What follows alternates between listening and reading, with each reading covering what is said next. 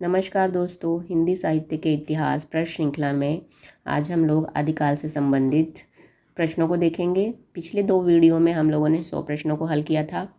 इस वीडियो में इसके आगे के प्रश्न को देखेंगे।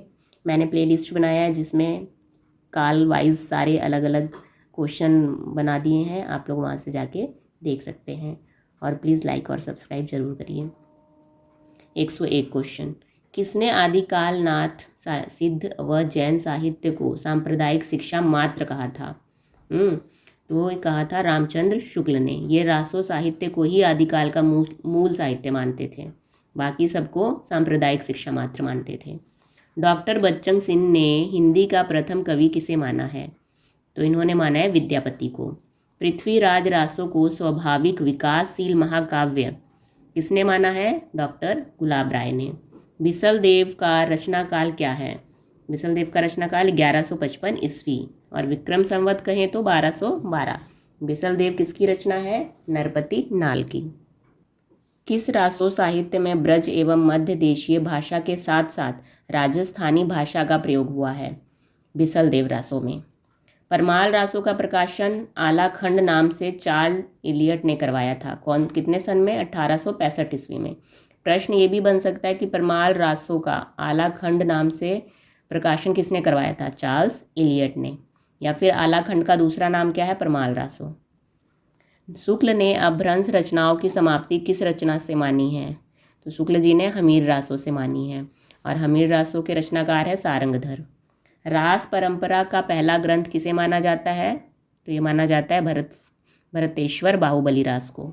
चंदन बाला रास के रचनाकार कौन है? आसगू कवि हैं। करुण रस प्रधान रचना कौन सी है? चंदन बाला रास। ये चंदन बाला रास जो आसगू कवि ने लिखी है, ये करुण रस प्रधान रचना है। ये जालोड़ में रची गई थी। सिद्धों की भाषा को संध्या या संध्या भाषा किसने कहा है? मुनि अद्वैय व्रज ने कहा है। इन्होंने सिद्धों की भाषा को संध्या या संध्या कहा है।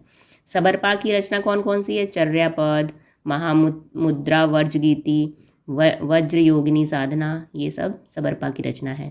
नाथों के चरमोत्काल हैं, मतलब नाथों का चरमोत्काल कब माना जाता है? 12वीं से लेकर 14वीं शताब्दी तक। शुक्ल और राम कुमार वर्मा के अनुसार गोरखनाथ का समय कब है? तो ये है 13वीं शताब्दी।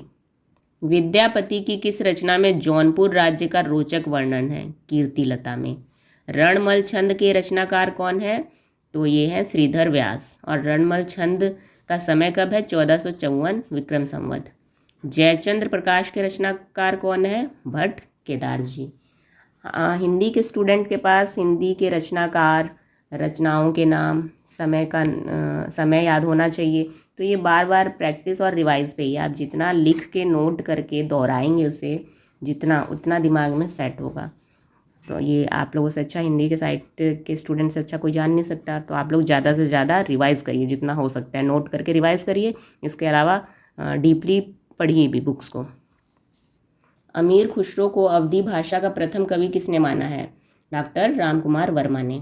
उक्ति व्यक्ति प्रकरण के रचनाकार कौन है? दामोदर शर्मा है। आदिकालीन चंपू रचना कौन सी है? तो ये है राउलवेल, जिसके रचनाकार है रोड़ा कवि। ये गद्य और पद में मिश्रित जो रचनाएं होती है उसे चंपू रचना या चंपू काव्य कहते हैं। भारतीय भाषा में रचना करने वाले प्रथम कवि किन्हें माना जाता है? अब्दुल रहमान को।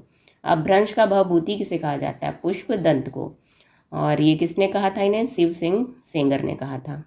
इसे आप ऐसे याद कर सकते हो, शिव जी पे पुष्प चढ़ता है तो पुष्पदंत को भवभूति किसने, और भवभूत लगाते हैं उनके मणिकर्णिका घाट पे, शिव जी का फेमस है भवभूत के लिए।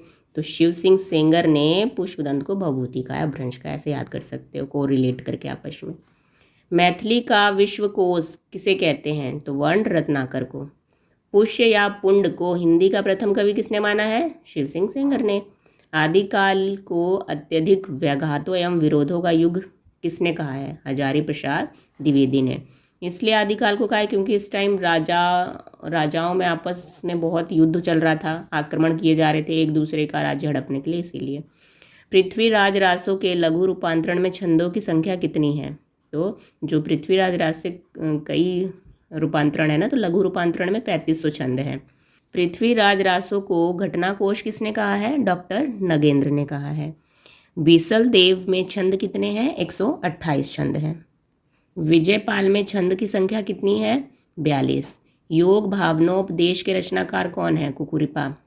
गोरखनाथ की रचना क्या है? सबदी, अभय मात्रा, जोग, नरवय, बोध, बोध शक्ति, संगम तंत्र, ये है।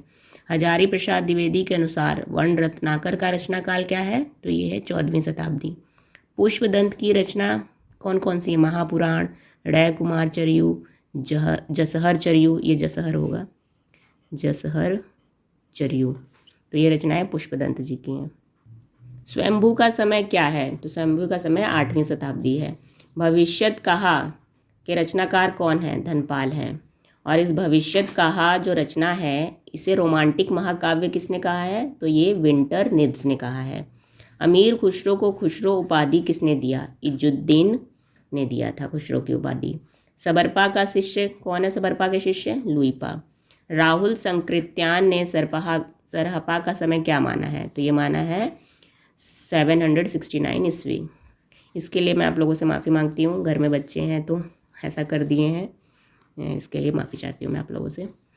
अमर रस के रचनाकार कौन है? अभय तिलक मणि। तो अमर रस किसकी रचना है? अभय तिलक मणि की। आप लोग ऐसा मत सोचिएगा कि ये प्रश्न बहुत ज़्यादा डीपली है, कहाँ से प्रश्न बन गए, नहीं। आप लोग 2021 का टीजीटी पीजीटी का पेपर उठा के देख लीजिए कितना डीपली क्वेश्चन पूछा था, नेट लेवल।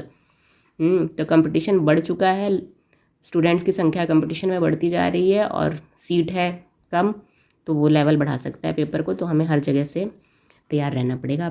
आप लोग अच्छे से पढ़ते रहिए, खूब रिवाइज करिए, बस हार नहीं माननी है, निकालना है। एक ही सीट तो चाहिए हमें, बस अपनी सीट चाहिए, अपनी सीट फिक्स करिए, खूब दोहराइए।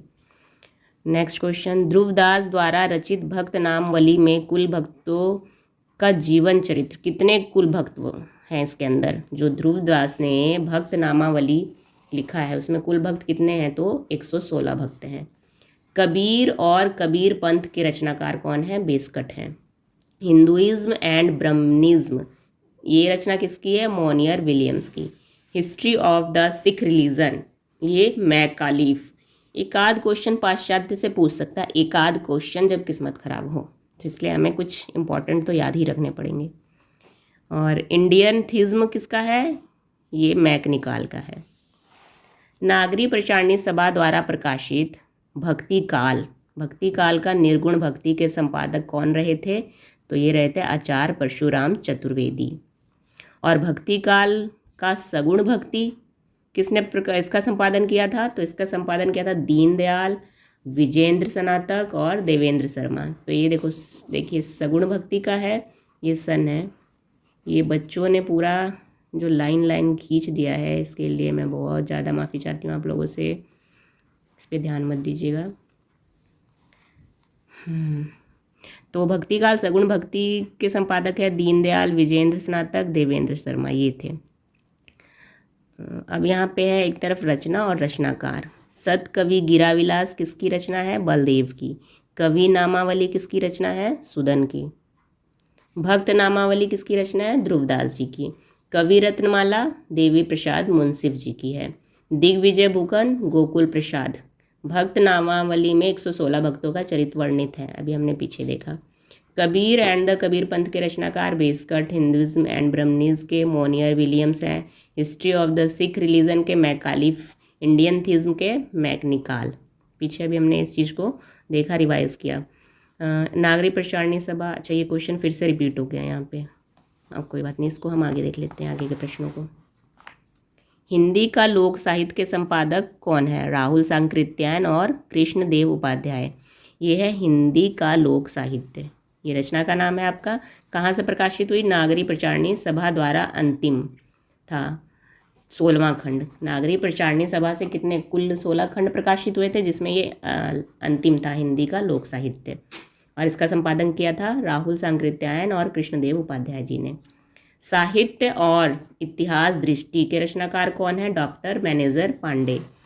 आदिकाल के अनिर्दिष्ट प्रवृत्ति का युग किसने कहा है? आदिकाल को अनिर्दिष्ट प्रवृत्ति का युग तो शुक्ल जी ने। जैन साहित्य का समय क्या है? 8वीं से 13वीं शताब्दी तक। जैन साहित्य की रास परंपरा का प्रथम ग्रंथ कौन सा माना जाता है जैन साहित्य की? भरत गुप्तेश्वर बाहुबली रास, ये एक खंड काव्य है। तो आज हम लोगों ने कुल 150 प्रश्न पूरे कर लिए हैं। आप लोगों को प्रश्नों की श्रृंखला कैसी लग रही है कृपया कमेंट करके बताएं ज़रूर, और लाइक सब्सक्राइब करें, सपोर्ट करें। धन्यवाद।